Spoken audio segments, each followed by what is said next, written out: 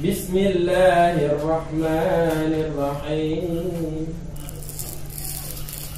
Wa innama qala hujjatul Islam tadi, hanya saja berkata oleh hujjatul Islam akan demikian. Apa demikian? Hati itu adalah latifah. Hati itu adalah sesuatu yang halus. Nah, yang halus itu makna halus, itu misterius, makna halus. Nah, ada orang maknakan latifah itu misterius. Jadi hati itu apa? Latifah rokbaniyah. Hati itu adalah sesuatu yang misterius, yang rokbaniyah, yang hanya Tuhan yang tahu. Jadi latifah itu halus. Kenapa beliau katakan latifah? Hanya saja berkata oleh hujjatul Islam akan demikian latifah. Kenapa? Karena semuanya bermula dari hujjatul Islam itu menetapkan oleh dia hujjatul Islam karena ikut kepada hukama, karena sepakat dengan hukama. Nah, beliau menetapkan sepakat dengan hukama. Apa beliau tetapkan? Anna minal alam qisman salisan laisa jauharan jasmaniyah wala arad. Nah, beliau tetapkan akan sesungguhnya sebahagian daripada alam. Apa itu alam? Alam itu masih Allah. Alam itu adalah segala sesuatu selain Allah. Segala sesuatu selain Allah. Nah,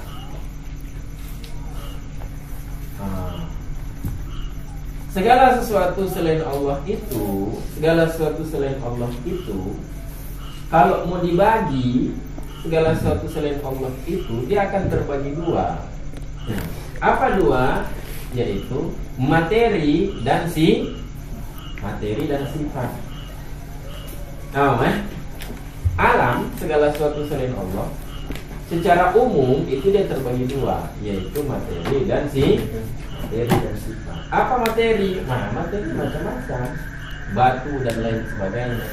Cuman kalau kita bicara materi, apa itu materi? Materi itu batu, itu panjang lebar itu. Ya, apa itu materi? Materi itu ya benda. Baik benda itu dia adalah hasil ketersusunan daripada benda-benda yang lain, ataupun benda itu adalah benda yang menyusun sesuatu yang lain. Saya contoh, lagi contoh tanya benda, dan kita tersusun daripada juzuk-juzuk. Apa juzuk-juzuk? Yaitu tersusun daripada jawahir, banyak jauhar-jauhar. Bahan materi terkecil daripada kita apa? Materi terkecil dari kita adalah, kalau teori dulu itu materi terkecil itu adalah atom, namanya atom. Dan atom itu yang menyusun materi yang lain. Banyak atom itu setelah penyelidikan mutakhir, penyelidikan selanjutnya, atom itu rupanya masih tersusun dari proton. Proton itu rupanya tersusun dari neutron. Tapi oleh Mantik mereka katakan bahwa materi terkecil untuk menyusun yang lain itu jauhar saja namanya. Terserah mau diterjemahkan jauhar itu dengan atom kah, proton kah, neutron kah, terserah. Kemudian yang immaterialnya pun, yang bukan materi itu apa? Yang bukan materi itu namanya sifat. Maka alam itu dia terbagi kepada jawahir dan arat. Alam itu dia terbagi kepada materi dan sifat. Itu alam. Jadi apa itu alam? Alam itu ilmu filsafatku. Ini kita masuk dalam otak Aristoteles namanya ini. Alam itu adalah segala sesuatu selain Allah. Apa segala sesuatu selain Allah? Segala sesuatu selain Allah itu secara umum dia terbagi kepada materi dan sifat. Oleh Imam Al-Ghazali, beliau sepakat bahwa alam itu ada materi, ada juga sifat. Tapi beliau tidak sepakat bahwa alam cuma dua itu saja, tambah satu lagi. Dan apa satu lagi? Satu lagi itu namanya jauhar mujarrad, ya, materi semata. Dan materi semata-mata. Apa materi semata-mata? Dia tidak tersusun dari yang lain dan yang lain tidak tersusun dari dia. Itu namanya jauhar mujarrad, dan itu yang beliau istilahkan dengan latifah. Jadi hati, tinggal ngomong, hati yang dimaksud bukan hati yang material itu, hati yang segumpal daging konnya. Dan hati yang dimaksud itu, bukan segumpal daging itu. Nah, kalau yang segumpal daging itu panengannya jisi mas. Nah, hati yang dimaksud adalah sesuatu yang ada hubungannya dengan segumpal daging, di mana segala kekuatan ada di situ. Kekuatan apa? Kekuatan berkehendak, kekuatan memahami, ya, kekuatan merasa dan lain sebagainya. Itu yang dimaksud dengan hati, bukan yang segumpal daging. Jadi hati yang dia bisa sedih, bisa marah, bisa kecewa, bisa bahagia dan lain sebagainya. Itu hati itu kira-kira dia itu termasuk bagian mana itu? Apakah dia itu jisim ataukah dia itu arat? Mau dikatakan apa hati itu? Dia itu jisim. Kalau mau dikatakan jisim itu dia tersusun daripada beberapa jauhar. Berarti dia bukan jisim berarti. Jadi mau dikatakan apa? Mau dikatakan jauhar itu jisim paling unsur terkecil daripada jisim, daripada materi. Unsur terkecil itu adalah jauhar. Jauhar itu untuk menyusun jisim. Jadi tidak masuk dia. Mau dikatakan jisim terkecil itu jauhar. Ini hati itu bukan untuk menyusun apapun. Beda dengan jauhar yang atom-atom itu tersusun kemudian jadi manusia. Tersusun jadi tangan, tersusun jadi jari, tersusun jadi kuku, tersusun jadi apa lagi? Jadi telinga. Ini hati dia tidak bisa untuk menyusun yang lain. Dia tidak bisa menyusun dan dia tidak bisa untuk menyusun. Dia juga tidak tersusun. Jadi mau dikatakan jauhar yang bagaimana ini? Oh, berarti nyangkut jauhar, dia bukan jisim. Kalau bukan jisim mau dikatakan sifat. Sifat itu tidak akan ada sifat. Sifat itu tidak akan ada kalau tidak ada jisim. Misalnya kuning ini kalau tidak ada kertas paidu kuningan. Tidak ada kertas, kalau kertasnya terbakar ngomong kuningnya nggak ada oman. Jadi sifat tidak bisa bertahan tanpa karena sifat itu dia harus bertempat pada jisim. Sedangkan itu hati yang berhubungan dengan daging itu dia hanya berhubungan bukan bertempat. Hati itu dia abadi. Bahkan ketika jasad sudah hancur, hati itu dia masih ada. Jadi mau dimasukkan kemana susah dia. Mau itu hati itu mau dikatakan jisim. Apa arti jisim? Paling kecil jauhar. Jauhar itu kan untuk menyusun. Dia tidak bisa menyusun. Mau dikatakan sifat tidak bisa. Makanya Imam Ghazali sepakat dengan hukama bahwa alam ada satu pembagian lagi. Untuk apa? Untuk mengakomodir, untuk memasukkan supaya bisa menampung salah satu alam, yaitu hati.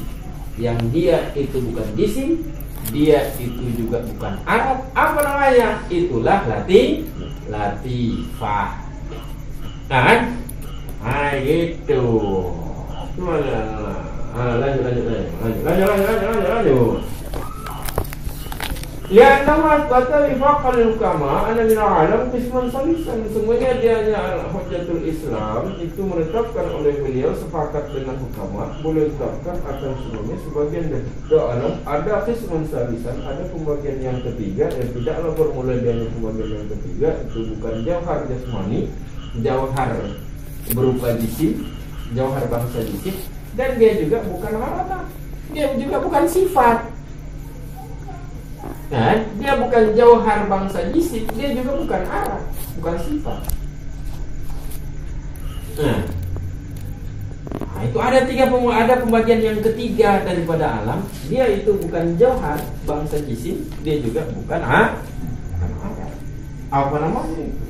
Wasamuhu jauharan mujarradah, menamakan oleh mereka akan adanya pembagian yang ketiga akan jauhar mujarrad, akan jauhar murni. Nah, jauhar murni berarti lebih mahal daripada jauhar London.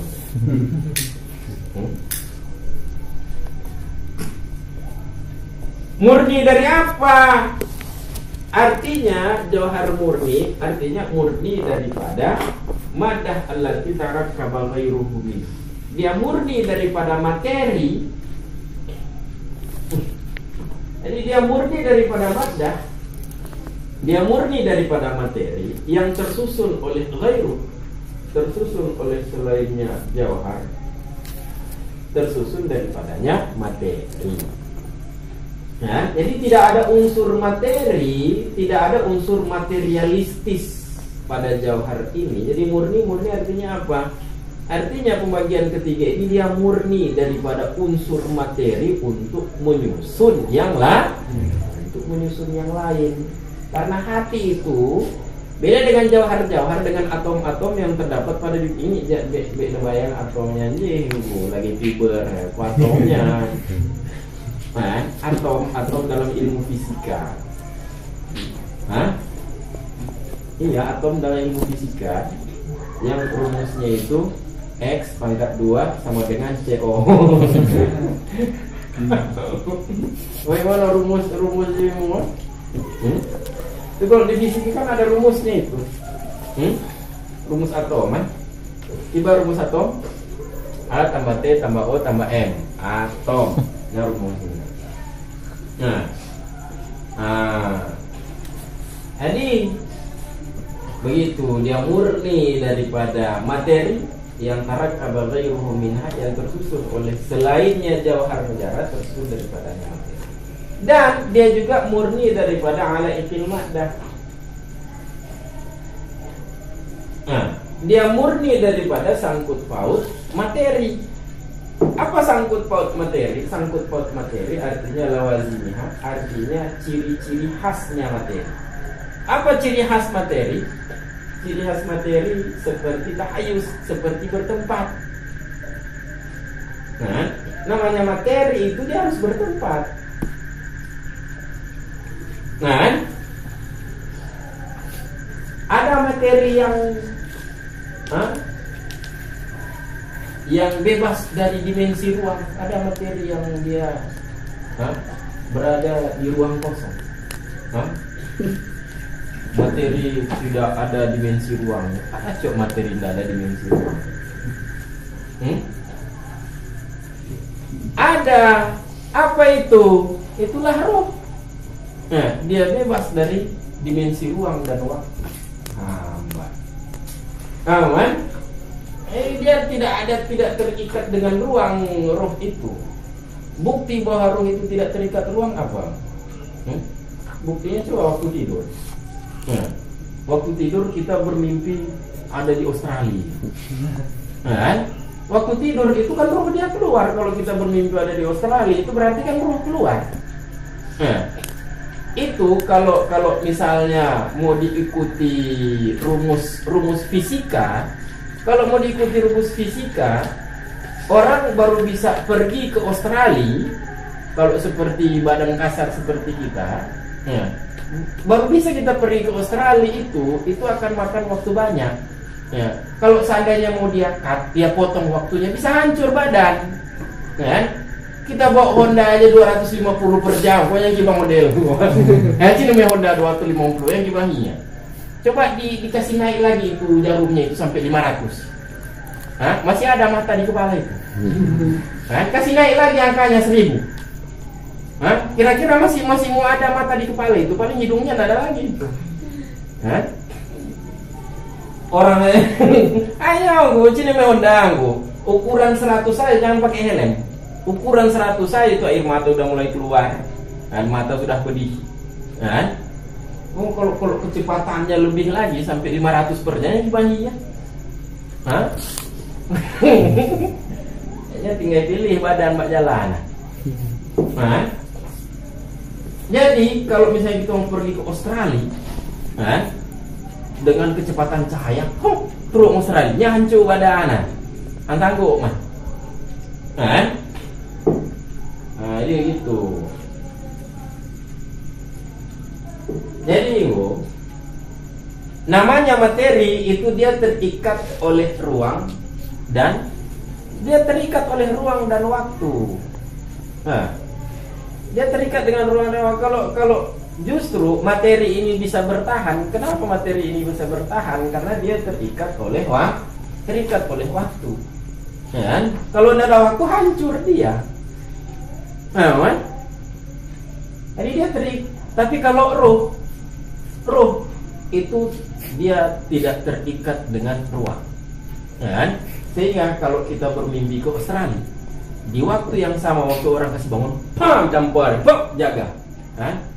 Dalam waktu sekejap roh itu sudah kembali ke tanya melumpui belah merandang, ya. Melumpur ke Australia, ya. Begitu ditempelin dari Australia, roh itu cepat dia kembali ke belah merandang.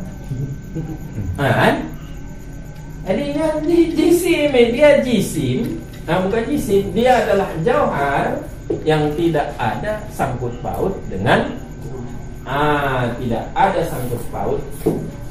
materi.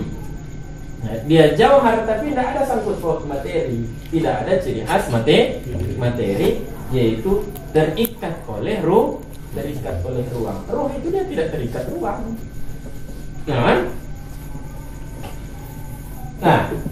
Nah, itu. Jadi dalam badan itu gimana sih? Kalau roh dalam badan? Mana bertumpak dalam badan? Nah, buat di Australia yang gimana? Kematian aja mah. Jadi dia terhubung.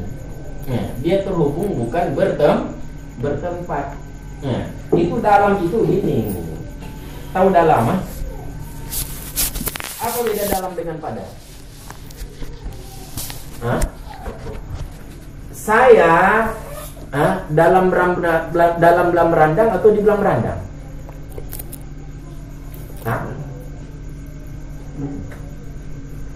Saya ana fi belam randang. Saya dalam belam randang atau di belam randang? Itu yang cocok. Di, bukan dalam. Kenapa bukan dalam? Dalam itu begini, Nah, ini dalam ini. Si masuk, tutup. Nah, itu dalam. Seperti kita ini dalam rumah. Ini dalam namanya. Nah, tapi kalau ruang terbuka itu bukan dalam namanya, itu di namanya. Nah, jadi ruhnya pun dalam badan, ruhan. Bagaimana dia keluar? Rotel hidup. Jadi kalau dia itu di dalam, dari mana dia keluar? Dari mana dia keluar? Dari mana dia masuk? Dari mulut. Panik dari mulut. Jadi dia terhubung, bukan berada di badan, berhubungan dengan badan, bukan berada di badan. Dan wa ja'alu minhu tilkal latifah al-musammah jannah. Nah, jinan wa ruhan wa nafsan wa qalban, menjadikan oleh mereka hukama, termasuk juga Hujjatul Islam, menjadikan oleh mereka sebagian daripadanya qisman salis, pembagian yang ketiga yang mereka namakan jauhar mujarrad. Jadikan oleh mereka sebahagian daripada pembagian yang ketiga yang mereka namakan jauhar mujarrad, mereka jadikan akan demikian latifah, sesuatu yang halus, yang dinamakan akan dia sesuatu yang halus, dinamakan akan ada yang mengatakan dia itu jinan, ada yang mengatakan dia itu roh, ada yang mengatakan nafsu, ada yang mengatakan qalbu. Banyak namanya. Barang ini itu juga sama seperti manusia dengan orang.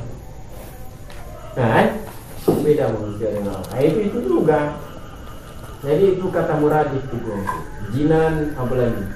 Jinan, ruh, nafsu, qalbu itu adalah lafaz muradif. Apa itu? Jauhar mujarrad. Kan? Dia tidak dibatasi oleh dimensi ruh, tidak terbatas dengan dimensi ruang, bahkan dia lepas, dia bebas dari dimensi waktu. Kan?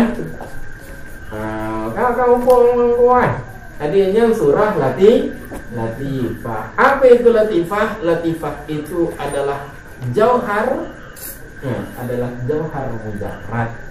Apa itu jauhar mujarrad? Jauhar mujarrad artinya suatu zat yang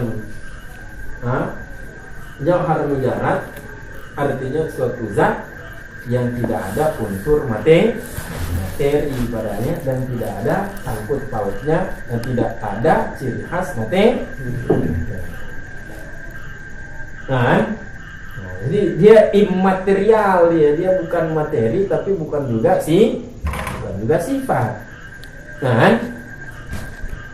Itu maksud beliau dengan latifah.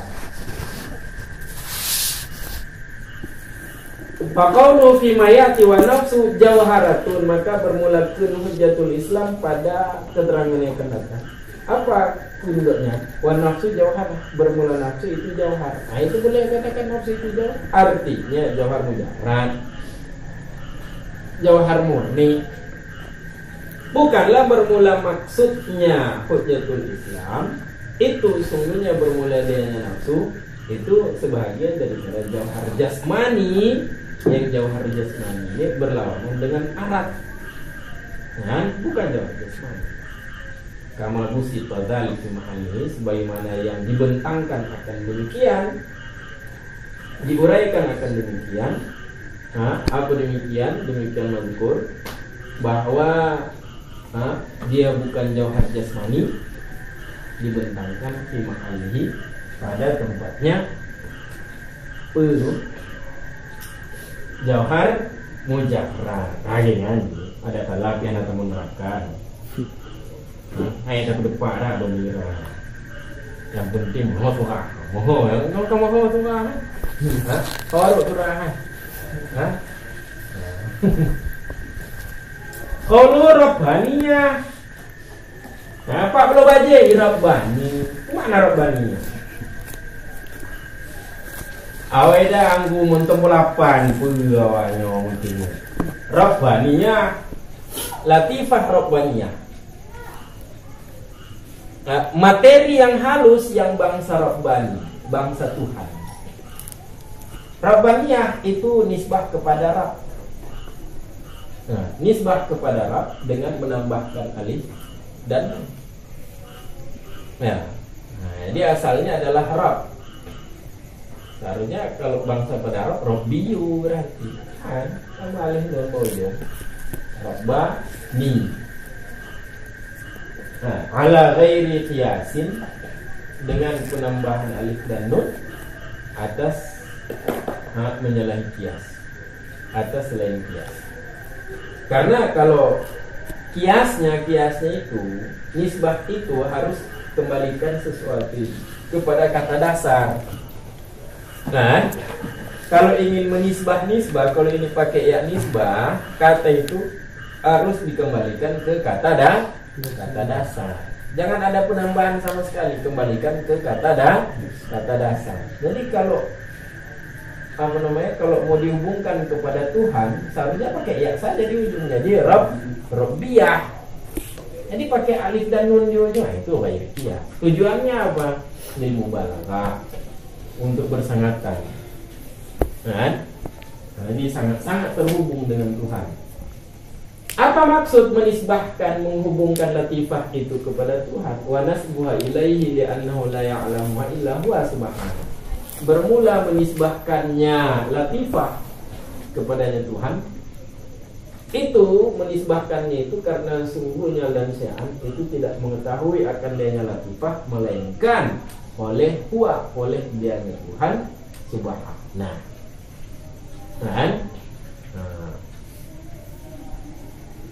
Nah, itu kan ada ayatnya itu. Yas'alunaka 'anil anfal. Anir ruh, kulir ruh min amri rabbi. Mereka bertanya tentang ruh, jawab olehmu wahai Muhammad, bermula ruh itu urusan Tuhanku. Hanya Allah yang tahu kibar ruhnya. Orang Jepang saja tidak tahu bagaimana ruh itu. Jadi katanya ada pernah mereka lakukan eksperimen untuk menangkap ruh. Jadi ada orang sudah sekarat mau mati. Nah, mereka masukkan dalam peti kaca untuk melihat. Jadi masukkan dalam peti kaca supaya ruh itu terperangkap di situ kan. Jadi pak mati orang itu, keluar ruhnya. Udah pakai alat-alat canggih untuk cari kemana ruhnya, nampak. Karena berita di ruh itu, ya, dia tidak terikat dengan dimensi ruh. Dia mau keluar aja dia.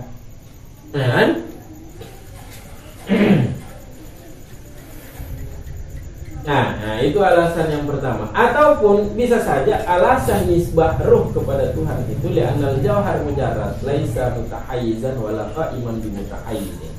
Karena sungguhnya penisbahan itu karena sungguhnya bermula si jauhar mujarrad, diantaranya adalah ruh tadi. Si jauhar mujarrad itu tidaklah bermula dengan jauhar mujarrad. Jauhar mujarrad itu tidak bertempat. Dan jauhar mujarrad juga tidak qaiman bi mutahayyiz. Jauhar mujarrad itu tidak bertempat di mutahayyiz pada sesuatu yang bertempat. Jauhar mujarrad tidak bertempat, jauhar mujarrad tidak bertempat pada sesuatu yang bertempat. Sebagaimana semuanya bermula Tuhan Ta'ala itu menanti. Tuhan itu tidak bertempat, Tuhan juga tidak bertempat pada sesuatu yang bertempat. Hada mazharali bermulanya itu yang deh bagi ulun kuat. Makanya yang deh bala. Menurut wahyi, kenapa dikatakan Rabbani?